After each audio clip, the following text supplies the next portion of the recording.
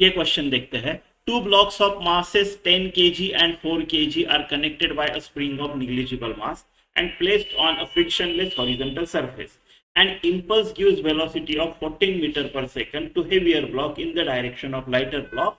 Velocity of center of mass क्या रहेगा? ठीक है, देखो आपका ऐसा मान लो एक ग्राउंड है, ग्राउंड नहीं, एक हॉरिजेंटल फ्रिक्शनलेस सरफेस है।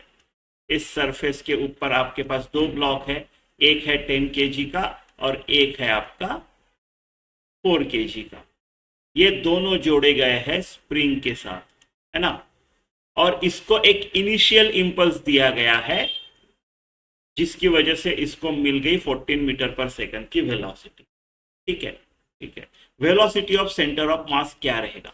अभी ये इंस्टेंट पे जब इसको 14 मीटर पर सेकंड है और बाकी किसी को कुछ नहीं हुआ, जस्ट मिली है उसको 14 मीटर, वो इंस्टेंट देखो, राइट, वो इंस्टेंट पे जो वेलोसिटी ऑफ सेंटर ऑफ मास रहेगा वही थ्रू आउट रहेगा।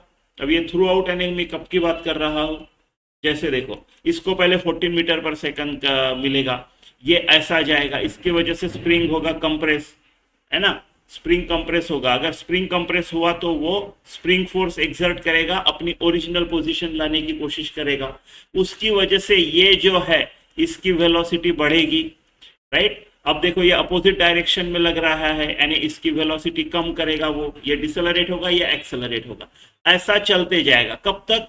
जब तक के दोनों का वेलोसिटी सेम ना हो। ये दोनों का जब वेलोसिटी सेम होगा तब आपका कंप्रेशन जो है वो मैक्सिमम होगा। ये ऐसा चलते रहेगा, ऐसा चलते रहेगा। लेकिन ये सबके केस में भले इसकी वेलोसिटी कुछ बदली, इसकी कुछ बदली, इसकी कम हुई, इसकी बड़ी, जो भी हुआ, वेलोसिटी ऑफ सेंटर ऑफ मास आपका कांस्टेंट रहेगा। ऐसा क्यों? ऐसा क्यों? ऐसा इसलिए क्योंकि ये जो सिस्टम है दोनों मासेस का, अगर मैं इसका इस सिस्टम का सेंटर ऑफ मास की बात कर रहे हैं, दोनों का, राइट, दोनों प्लस स्प्रिंग, ये जो सिस्टम है इसके ऊपर there is no external force, right. ये जो स्प्रिंग फोर्स है ये तो इनके आपस का इंटरनल फोर्स हो गया, और इंटरनल फोर्स की वजह से सेंटर ऑफ मास का वेलोसिटी के ऊपर कोई फर्क नहीं पड़ता है ना, तो वो कांस्टेंट रहेगा। और वो कितना रहेगा?